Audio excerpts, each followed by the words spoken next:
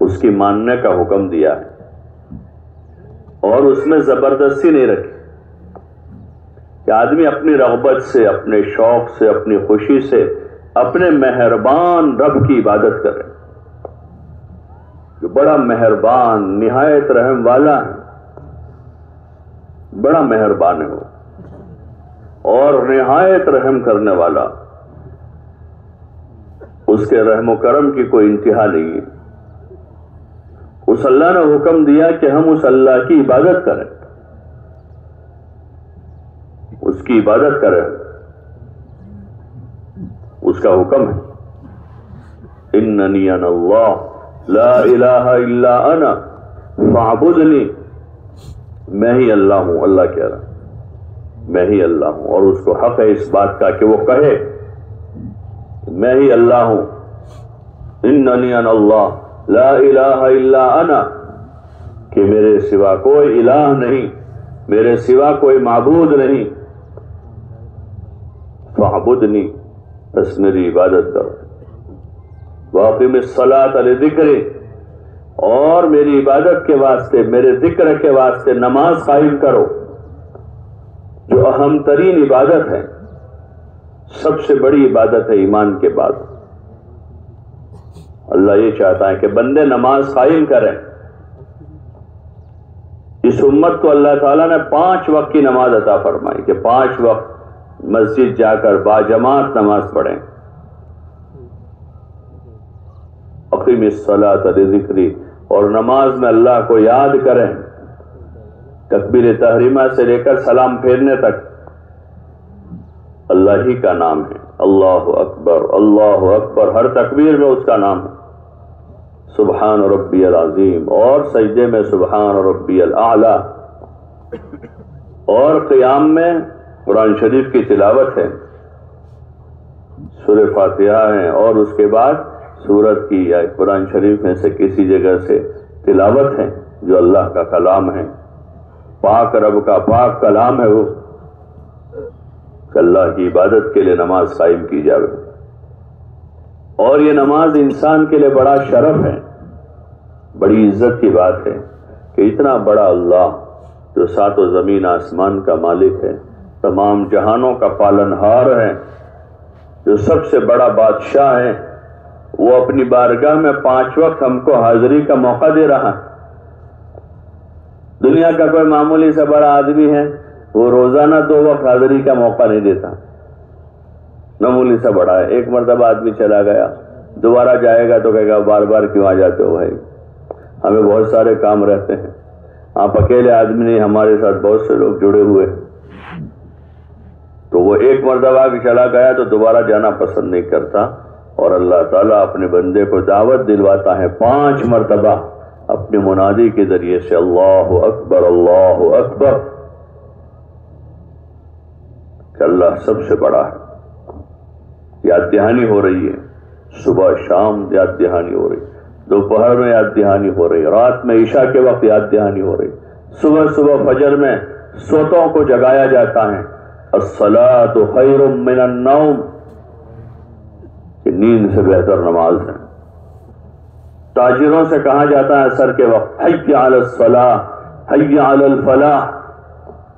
آؤ نماز کی طرف، آؤ کامیابی کی طرف۔ کہ کامیابی کہاں تلاش کر رہے ہو؟ دکان میں، کاروبار میں، زمین میں، کھیتی باڑی میں، جانوروں میں؟ کامیابی کا راستہ نماز ہے۔ حی علی الصلاۃ حی علی الفلاح،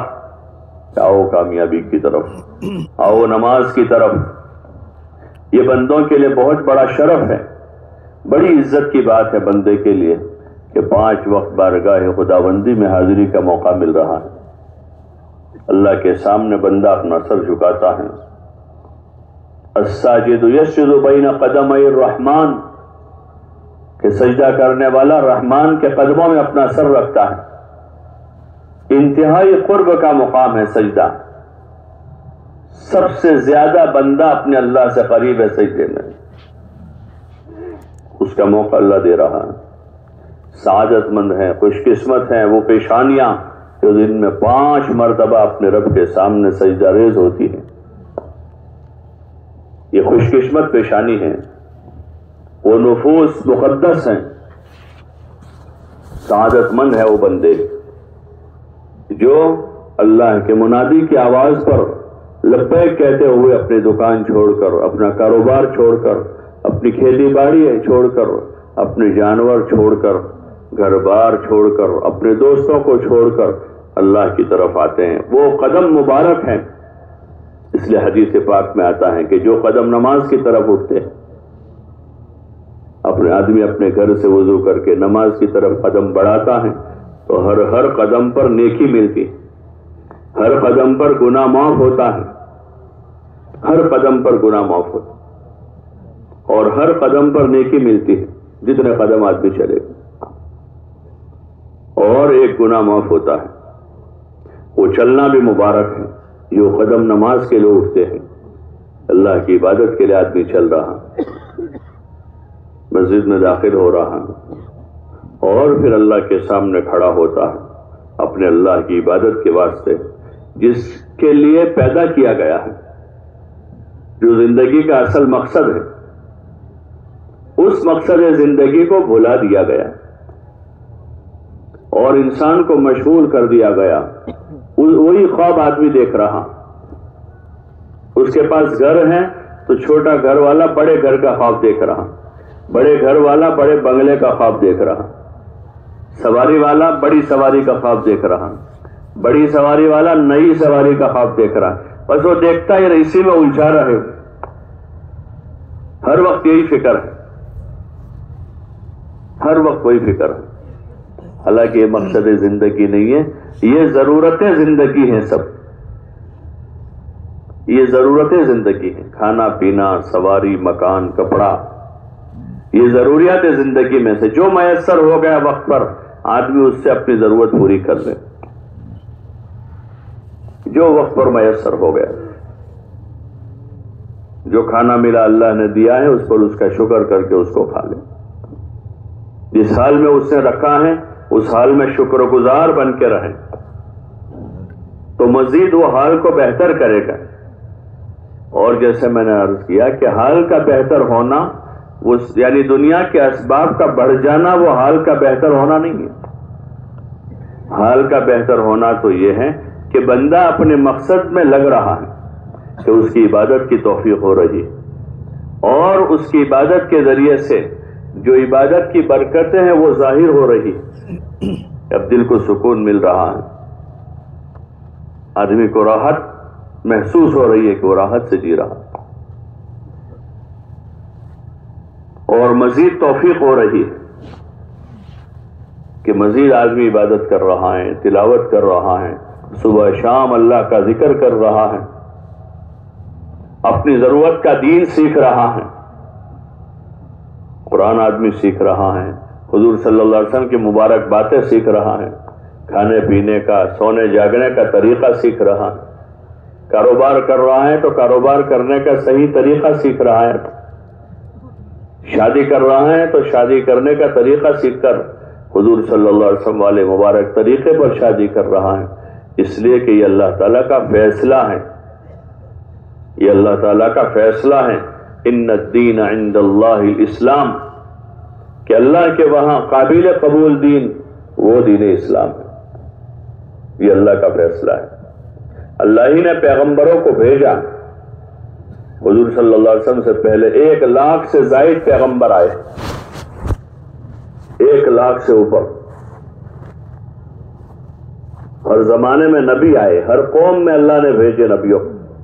وَلِكُلِّ قَوْمٍ هَادٍ، کہ ہر قوم میں نبی آئے ہیں، ہدایت کی طرف بلانے والے آئے ہیں، لیکن آخر میں حضور صلی اللہ علیہ وسلم پر اللہ تعالیٰ نے نبوت کے دروازے کو بند کر دیا، نبوت کے دروازے کو بند کر دیا، کہ آپ کو آخری پیغمبر بنایا، اب آپ کے بعد کوئی نبی نہیں ہے، آپ کے بعد اور کوئی نبی نہیں، اور اس امت کے بعد اب کوئی امت نہیں ہے، اس امت کا سلسلہ قیامت تک چلے گا، آپ سے پہلے جو امتیں آئی ان کے بعد کوئی امت آئی، آپ سے پہلے جو نبی آئے ان کے بعد کوئی نبی آئے، ایک کے بعد دیگر ہے، یا بعض مرتبہ ایک ہی وقت میں بہت سارے نبی ہوتے تھے دنیا میں. کوئی اپنے خاندان کے لیے آتے تھے، کوئی اپنی بستی کے لیے آتے تھے، کوئی ایک علاقے کے لیے آتے تھے. لیکن حضور علیہ السلام کو اللہ تعالیٰ نے رحمت للعالمین بنایا ہے، اور آپ کو خاتم النبیین بنایا ہے. آپ عالمین کے لیے رحمت ہیں اور آپ نبیوں کے خاتم ہیں. آپ پر نبوت کا دروازہ بند ہو گیا. آپ نے خود فرمایا انا خاتم النبیین لا نبی بعدی، کہ میں نبیوں کا خاتم ہوں، میرے بعد اب کوئی نبی نہیں ہے. اور ایک موقع پر آپ صلی اللہ علیہ وسلم فرمایا لو کان بعدی نبیا فکان عمر، کہ اگر میرے بعد کوئی نبی ہوتا تو وہ حضرت عمر ہوتے، لیکن چونکہ اللہ تعالیٰ نے نبوت کا دروازہ بند کر دیا تو اب کوئی نبی نہیں ہے. اب کوئی نیا دین نہیں آئے گا جو دین حق ہو. دین حق وہی ہے جو آپ صلی اللہ علیہ وسلم لے کر آئے. آپ سے پہلے جتنے انبیاء آئے ہیں ان سارے نبیوں کی تصدیق کی گئی ہے ہمارے دین کہ سارے نبی برحق سب اللہ کی طرف سے بھیجے ہوئے تھے. حضرت آدم علیہ السلام، حضرت نوح علیہ السلام، حضرت شیش علیہ السلام، حضرت لوط علیہ السلام، حضرت ادریس علیہ السلام، اور دیگر جتنے حضرت موسیٰ و عیسیٰ علیہ السلام، سب اللہ کی طرف سے دنیا کے انسانوں کی طرف ہر الگ الگ زمانوں میں پیغمبر بنا کر بھیجے گئے، نبی بنا کر بھیجے گئے. آپ صلی اللہ علیہ وسلم کو خاتم النبیین بنایا ہے. اب آپ کے بعد کوئی نبی نہیں ہے. اگر کوئی نبوت کا دعویٰ کرے تو جھوٹا ہے. دین حق آپ صلی اللہ علیہ وسلم پر ختم ہو گیا، اور اللہ تعالیٰ نے اعلان کر دیا ان الدین عند اللہ الاسلام، کہ اللہ کے یہاں قابل قبول دین وہ دین اسلام ہے. اور اسلام کے یہ بنیادی ارکان ہیں توحید، ایمان، لا الہ الا اللہ محمد الرسول اللہ. اللہ ایک ہے، اس کا کوئی شریک نہیں ہے. وہی پوری کائنات کا بنانے والا ہے، وہی سب کچھ کرتا دھرتا ہے. اور حضرت محمد صلی اللہ علیہ وسلم اللہ کے آخری پیغمبر ہیں، ان کے اتباع میں ہی نجات ہے. لا الہ الا اللہ محمد الرسول اللہ.